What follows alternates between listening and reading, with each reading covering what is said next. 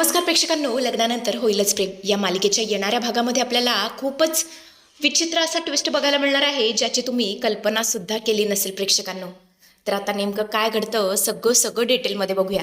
तर आपण पाहिलं की गुंड आता पार्थवरती हमला करत असतात, पण तोच वार आता काव्या झेलते. तिच्या डोक्याला चांगलाच मार लागतो आणि ती कोसळून खाली पडते. ती आता पार्थच्या मिठीत असते. पार्थला काय करावं काहीच कळत नसतं. त्यामुळे तो सरळ आता घरी फोन करतो, जीवाला फोन करतो, कारण त्याला काही करून काव्याला दवाखान्यात घेऊन जायचं असतं, तिला ॲडमिट करायचं असतं. पण इथे मात्र या जीवाचं काय भलतंच चाललेलं असतं. त्याला मात्र नंदिनीकडून डिवोर्स हवा असतो. तो डिवोर्स पेपर नंदिनीच्या हातात देतो आणि बोलतो, नंदिनी म्हणत असते, हो जीवा, एकदा माझं ऐकून तरी घ्या. पण जीवाला काहीच ऐकायचं नसतं. तो बोलतो, हे बघ नंदिनी, मला जे काय ऐकायचं होतं ते मी ऐकून घेतलंय. आता मला तुझं काहीच ऐकून घ्यायचं नाहीये, गपचूप साईन कर. इकडे आता पार्थ विचार करत असतो, हा जीवा का फोन उचलत नाहीये, मला घरातल्यांना सांगितलंच पाहिजे. त्यामुळे तो आता नंदिनीला फोन करतो. नंदिनी आता डिवोर्स पेपरवरती साईन करणारच असते, तेवढ्यातच तिचा मोबाईल वाजतो. नंदिनी फोन रिसीव्ह करते आणि तिला जे काही कळतं ते ऐकून तिला खूप मोठा धक्का बसतो. तिला कळून चुकलेलं असतं की काव्याला खूप मार लागलाय.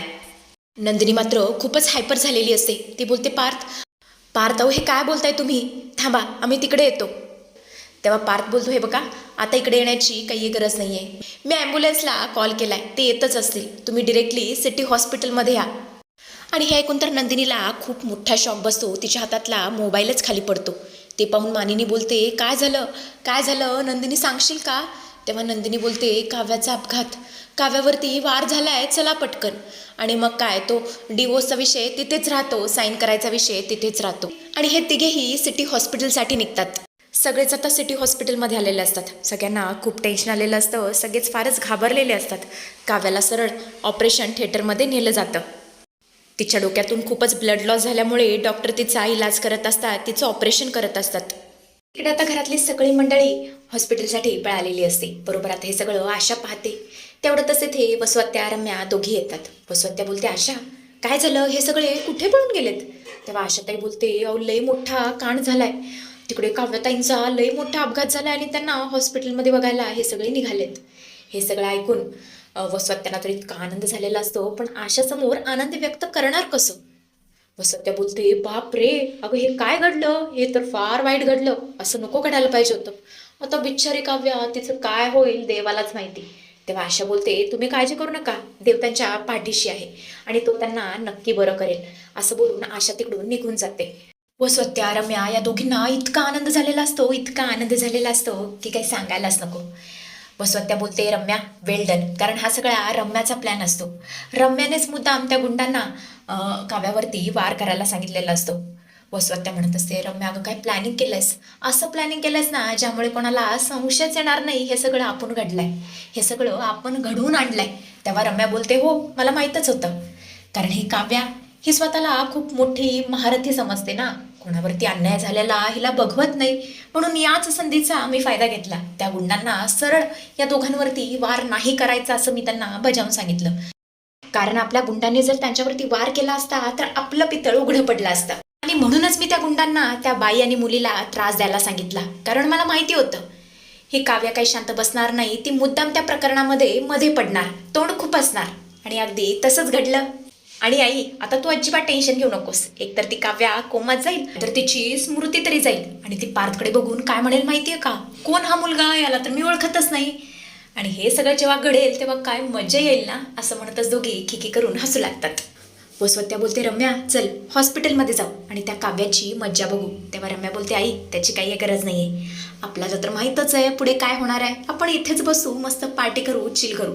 तसंही घरात कोणीच नाहीये. इकडे आता घरातली सगळी मंडळी ऑपरेशन थिएटरच्या बाहेर उभी असते, कॉरिडॉर एरियामध्ये उभी असते. पार्थ तर पूर्णपणे रडकुंडीला आलेला असतो. मानिनी त्याची सांत्वन करत असते.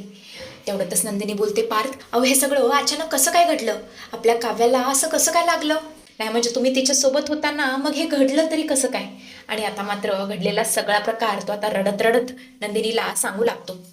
नंदिनी बोलते, पार्थ हे बघा, स्वतःला सावरा, मला खात्री आहे आपल्या काव्याला काहीच होणार नाही. आपली काव्या किती स्ट्रॉंग आहे, किती घट्ट आहे, हे तुम्हाला वेगळं सांगण्याची काहीच गरज नाहीये. मला खात्री आहे ती लवकर या सगळ्यातून बाहेर पडेल, बरी होईल. जीवा सुद्धा आता पार्थची समजूत काढू लागतो आणि बोलतो, पार्थ दादा अरे तू अजिबात काळजी करू नकोस, मला माहिती आहे ना, मी आधीपासून बघत आलो आहे. काव्या कशालाच घाबरत नाही आणि ती इतकी ब्रेव आणि इतकी स्ट्रॉंग आहे ना की यालासुद्धा घाबरणार नाही. तू अजिबात काळजी करू नको, सगळं ठीक होईल. फक्त देवावरती विश्वास ठेव, देवाचं नामस्मरण कर, बघ देव सगळं नीट करेल. आणि बरोबर आता डॉक्टर बाहेर येतात, सगळेच बिथरलेले असतात. पार्थ बोलतो, डॉक्टर बोला ना. माझ्या काव्या कशा आहेत? ऑपरेशन सक्सेसफुल झालं ना? त्या बऱ्या तर आहेत ना? बोला ना डॉक्टर. तेव्हा डॉक्टर बोलतात, अहो मी समजू शकतो तुम्हाला काय वाटतंय, तुमच्या मनाची कंडिशन मी समजू शकतोय, पण जरा हळूवार घ्या, मी सांगतो, जरा असं धीर धरा. पार्थ इतका बिथरलेला असतो की काय सुरू आहे त्याला काही समजत नसतं. तो आता सरळ गुडघ्यांवरती बसतो आणि बोलतो, डॉक्टर मी तुमच्यासमोर माझ्या काव्याच्या जीवांची भीक मागतो. मी तुमच्यासमोर भीक मागतो, माझी काव्या मला परत द्या. बाहेरचे डॉक्टरचे बोलवा, तुम्हाला किती पैसे हवेत, फक्त पैसे बोला.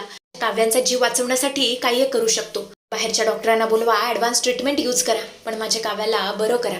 तेव्हा डॉक्टर बोलतात, हो हो मी तुमचा रोज समजू शकतो, पण तुम्ही अजिबात काळजी करू नका, तुमचं पेशंट डेंजर झोनमधून बाहेर आलाय, त्यामुळे तुम्हाला काळजी करण्याची काही गरज नाहीये. आणि हे ऐकून तर पार्थला इतका आनंद होतो, तो बोलतो, सर मी आतमध्ये जाऊन भेटू शकतो का? तेव्हा डॉक्टर बोलतात, हो तुम्ही आज जाऊन भेटू शकता. मानिनी तर देवाचे आभारच मानते. ती बोलते, देवा खरंच मी घरी आल्यावर तुला 21 नारळांचं तोरण वाहीन. तू माझ्या काव्याला वाचून खूप चांगलं केलंस देवा, तुझे आभार उपकार मी या जन्मात तरी विसरू शकत नाही. तेव्हा डॉक्टर बोलतात, प्लीज इथे उभं राहून तुम्ही गोंधळ करू नका, बाकीचे सुद्धा पेशंट आहे, ज्यांना भेटायचं आहे ते आतमध्ये जा आणि भेटून या. असं बोलून डॉक्टर तिकडून निघून जातात. आणि मग काय, मानिनी, विक्रम आणि पार्थ हे तिघेही आतमध्ये जातात काव्याला भेटण्यासाठी, तिला बघण्यासाठी. काव्याला मात्र अजून शुद्ध आलेली नसते. पार्थ बोलतो, काव्या हो काय झालं, बोला ना, तुम्ही ठीक तर आहात ना, बोला ना काव्या, माझ्याशी 2 शब्द बोला. आणि तेवढंच काव्या डोळे उघडते. ती आता पार्थकडे बघू लागते. पार्थला खूप आनंद झालेला असतो की चला आता सगळं चांगलं झालं. तो बोलतो, काव्या सकाळीच तुम्ही म्हणत होता की पार्थ आधीसारखी व्हा ना, मला आधीसारखा देशमुख हवाय. मी तुमच्यासाठी आधीसारखा देशमुख बनायला तयार आहे. मी तुम्हाला माफ करतो. मी आज सगळ्या जगासमोर ओरडून सांगायला तयार आहे, काव्या मी तुम्हाला माफ केलंय. आता फक्त तुम्ही मला पाहिजे आहात, बाकी काहीच नको. हा आधीचा पार्थ तुम्हाला मिळालाय म्हणत असतो. आता काव्याला सगळ्यांसमोर घट्ट अशी मिठी मारतो. पण प्रेक्षकांनो इथे तो खूप मोठा ट्विस्ट. तर प्रेक्षकांनो काव्या आता पार्थला जोराचा धक्का मारते आणि लांब ढकलते. पार्थ लांब जाऊन पडतो. पार्थला काहीच समजत नसतं की काव्याने असं का केलं. काव्या बोलू लागते, जीवा जीवा कुठे आहे, जीवांना बोलवा, मला जीवाला भेटायचं आहे. नर्स आता बाहेर येते. जीवा बाकीची सगळी तिच्याकडे बघू लागतात. जीवा बोलतो, काय झालं, सगळं ठीक तर आहे ना, आमचा पेशंट तर बरा आहे ना? तेव्हा नर्स बोलते, हो बरं आहे, पण इथे तुमच्यापैकी जीवा कोण आहे? जीवा बोलतो, हो माझंच नाव जीवा आहे, काय काम आहे? तेव्हा नर्स बोलते, पेशंट तुम्हाला बोलवत आहे, आतमध्ये चला. जीवा बोलतो, काय झालं नक्की? तेव्हा नर्स बोलते, हो आत तरी चला, सगळं कळेल. असं म्हणत असते, जीवाला आतमध्ये घेऊन जाते. काव्याला बरं झालेलं पाहून त्याला खूप छान वाटतं. पुढे मात्र काव्या कहरच करते. ती जीवाला घट्ट अशी मिठी मारते. प्लीज माझ्या जवळ आहे, मला तुझ्या आधाराची गरज आहे, पण मला एक कळत नाहीये, माझा अपघात कसा काय झाला, डोक्याला मार कसं काय लागला, मला काहीच आठवत नाहीये, हा सगळा काय प्रकार आहे, अरे जीवा बोल ना. पण बाकीच्या सगळ्यांना मात्र पुरता शॉक बसलेला असतो. तेव्हा डॉक्टर बोलतात, मिस्टर पार्थ जी गोष्ट नको घडायला पाहिजे होती, ज्या गोष्टीची मला भीती होती तीच गोष्ट घडली. या म्हणजे काव्याच्या डोक्याला खूप मार लागलाय ना, त्यांच्या मागच्या मेंदूतून खूप तर रक्तस्राव झालाय आणि याचाच परिणाम म्हणून त्यांची मेमरी लॉस झाली. मी टेन्शन घेऊ नका, सगळंच त्या नाही विसरले आहेत, पण 3-4 महिन्यात जे काही घडलंय ना ते सगळं त्या विसरून गेले आहेत. पण तुम्ही काळजी करू नका, तुम्ही हळूहळू त्यांची मेमरी परत आणू शकता. पण इथे मात्र प्रेक्षकांनो सगळे पाडे 55. म्हणजे ती पार्थच्या प्रेमात पडलेली असते, हे सगळं ती विसरून गेलेली असते.